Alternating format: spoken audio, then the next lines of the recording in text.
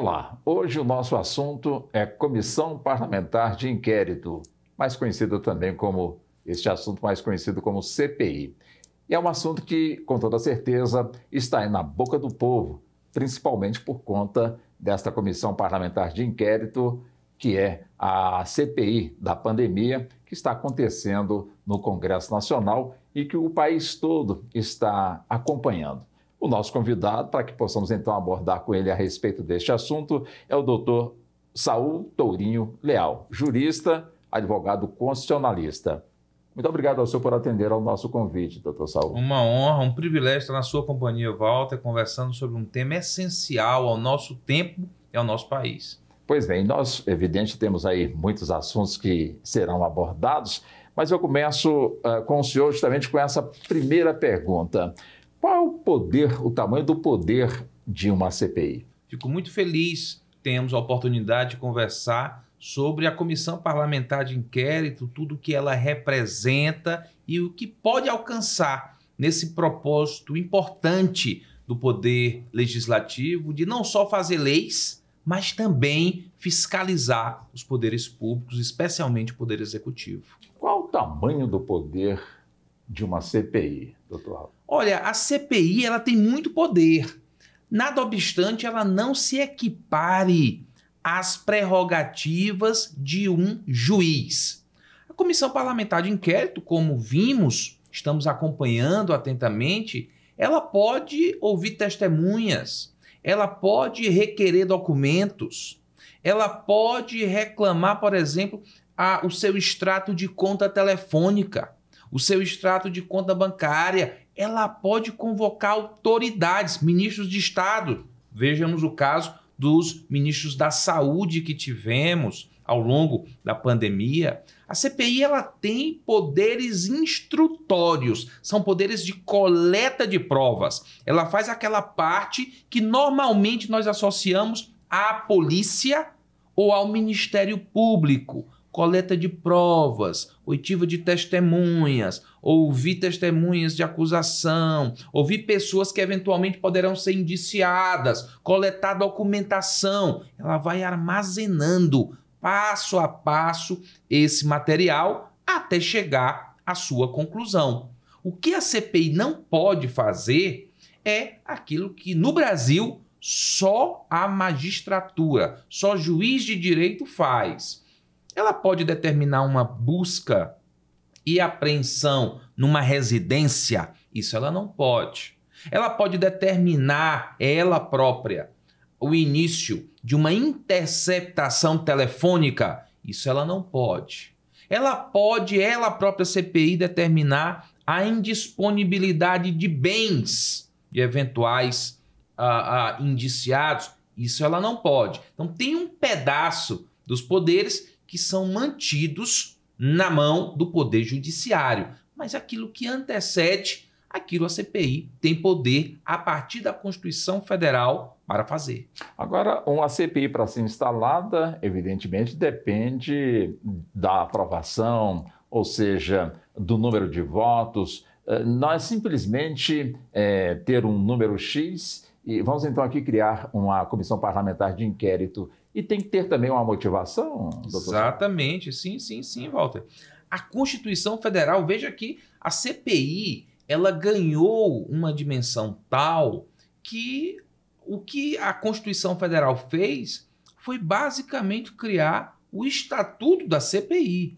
Claro que nós temos leis e nós temos os regimentos da Câmara e do Senado que esmiuçam, detalham as atividades da CPI, mas a própria Constituição ela já definiu todos os marcos a partir dos quais a CPI acontece. Ela disse, é preciso ter a assinatura de 1/3, se for na Câmara da Câmara, se for no Senado, se for no Congresso, porque existe a comissão mista, Comissão Parlamentar Mista de Inquérito, as duas casas funcionando, e, portanto, 1/3 de uma casa, 1/3 da outra casa. Tem que ter a assinatura de 1/3. Quando a Constituição diz assinatura de 1/3, ela está dizendo a minoria pode reclamar uma CPI.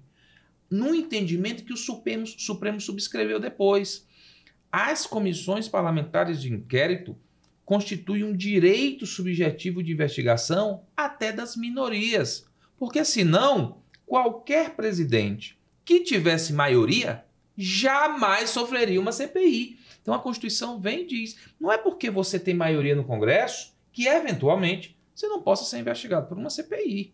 Daí ela coloca o requisito, primeiro, você já fez menção, de 1/3 das assinaturas, 1/3 de cada casa, a depender de onde a CPI vai acontecer. Mas a Constituição não para aí. A Constituição não diz, contanto que tenha 1/3 de votos, você pode fazer a CPI que você quiser, por qualquer razão que seja. Você pode fazer uma CPI só para espizinhar o presidente, vamos imaginar, a luta política tem dessas coisas. Não, a Constituição diz, o fato ele tem que ser determinado. Por isso que, vez ou outra, Walter, os políticos dizem, essa é a CPI do fim do mundo. Quando eles dizem a CPI do fim do mundo, é porque está investigando tudo, está perdida, o escopo está amplo demais. Aqui foi feito um recorte. Olha, o fato tem que ser determinado. Vai investigar o quê, exatamente? Eu vou investigar a acusação de compra de votos de parlamentares. Tudo bem, então esse aqui é o escopo. Eu vou investigar as privatizações. Esse aqui é o escopo. Eu vou investigar a gestão pública do governo federal durante a pandemia. Esse aqui é o escopo. E na sequência, prazo determinado. CPI não pode durar para sempre. CPI não pode ser algo eterno. Nós não podemos entrar ano e sair ano com CPI acontecendo. Portanto, esses são os 3 pilares que a Constituição trouxe no que diz respeito ao disciplinamento da CPI. Deixa eu pegar esse ponto de um desses pilares que o senhor cita, justamente sobre os assuntos. O assunto tem que ser específico. Agora, quando há, portanto, a fuga, para outros assuntos, como é que fica essa CPI? CPI perde seu foco, CPI perde o seu objeto, CPI passa a ser rotulada, já acabei de falar, essa é a CPI do fim do mundo, e ela ganha a possibilidade de ser inútil. Ou porque ela não vai conseguir dar vazão a múltiplas investigações paralelas, ou porque os seus próprios membros vão denunciar essa circunstância, vão dizer, olha, essa CPI perdeu por completo o seu objeto.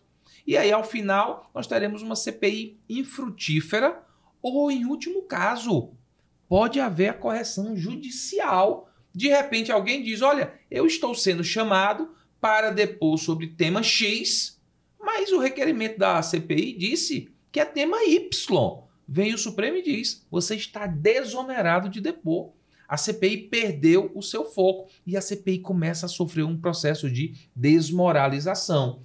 Há remédio para esse tipo de situação, Walter. E que remédio é esse? Um dos remédios é você, sempre que perceber isso, tentar contornar a situação politicamente, que é onde a CPI acontece. É você dizer ao presidente da Comissão Parlamentar de Inquérito, ao vice-presidente, apontar essas inconsistências por parte, por exemplo, do relator. Se o ambiente da política não corrigir, ele não corrigiu. Ele deixou a CPI correr solta, mesmo sendo uma CPI do fim do mundo. Então, o judiciário vai fazê-lo. Você vai começar a provocar o Supremo e o Supremo vai começar a dizer, essa prova você não tinha o direito de requerer, esse documento você não tinha o direito de requerer, essa parte não tinha razão para ser inquirida, e a partir daí vão sendo feitos recortes numa tentativa de devolver a CPI aos trilhos. Agora, quando o senhor nos traz com muita propriedade a explicação de que uma CPI é uma fase inicial de apuração, de investigação, como é feito pela polícia, como é feito também pelo Ministério Público.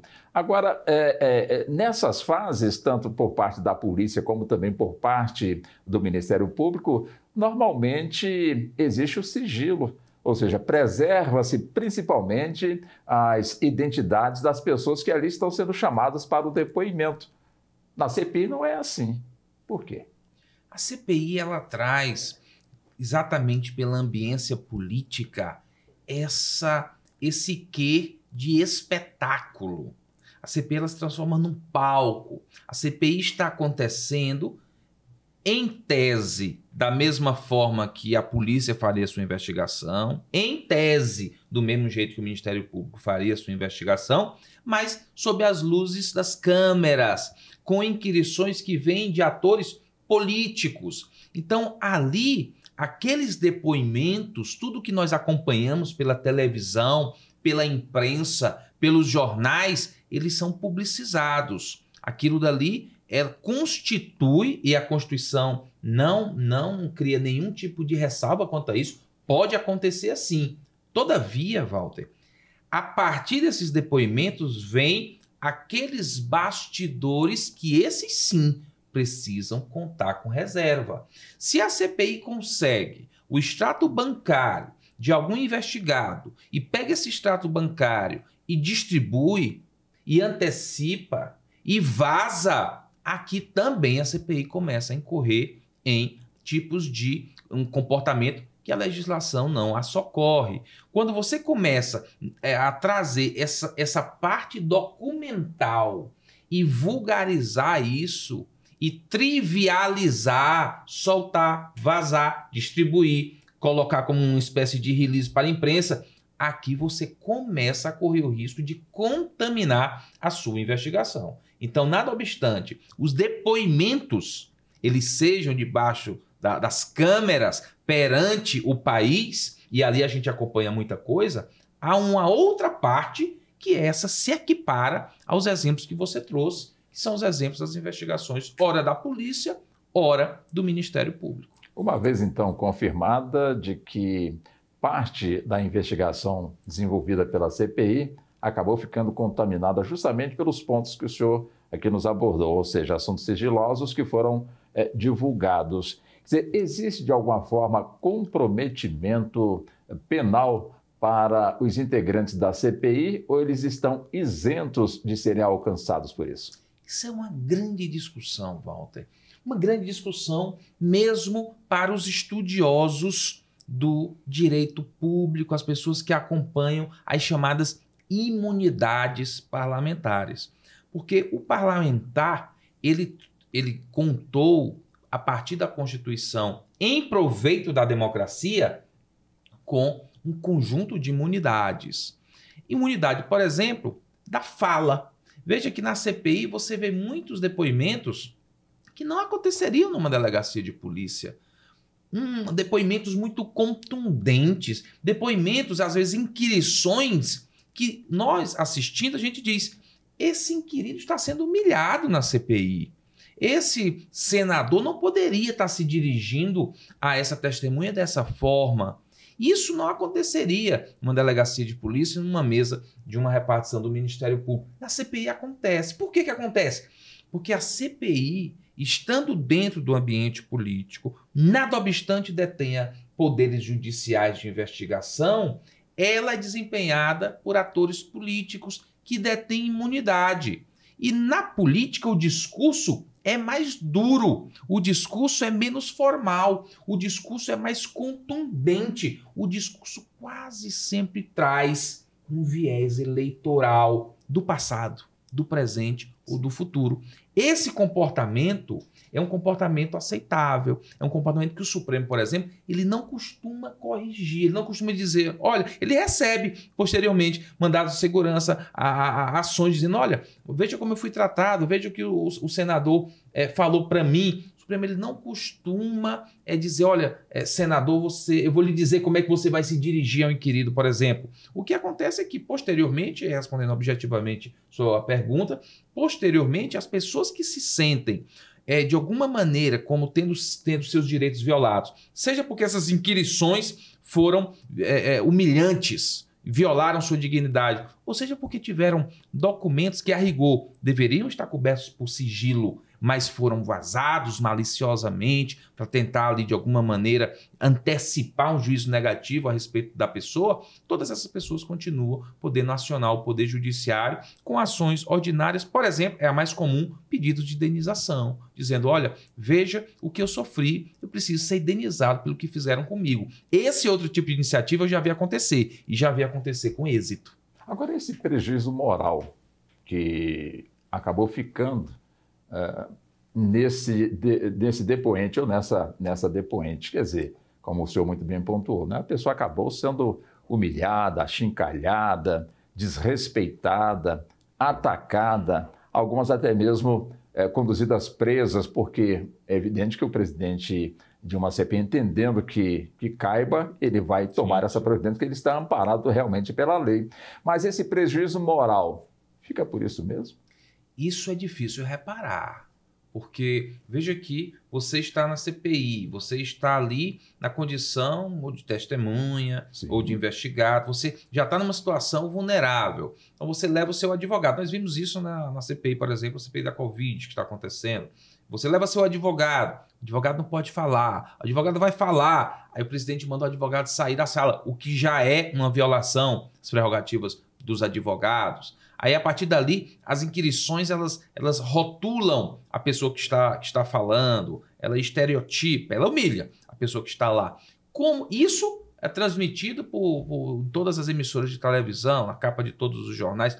Como reparar isso? Bom, aqui nós já vimos que há remédio jurídico, mas o sentimento, o que se passou, o dano moral que ficou. A CPI, por exemplo, essa de agora, ouviu cientistas, médicos, são pessoas cuja reputação ela não pode enfrentar crise de imagem, porque aquilo gera uma desconfiança nas pessoas que entregam as suas vidas a essas pessoas. Como reparar isso? Isso é um exercício, Walter, que nós estamos tentando fazer com pessoas, claro, sentindo na pele os efeitos colaterais de um comportamento imprudente por parte de senadores da República que, nada obstante sejam políticos, naquele momento estão munidos de um poder de investigação e deveriam ter mais cautela nesse tipo de inquirição mais contundente. É um assunto que nós vamos continuar fazendo o exercício, como o senhor muito bem pontuou, mas só que daqui a pouquinho nós vamos para o intervalo, voltamos em instantes. Até já.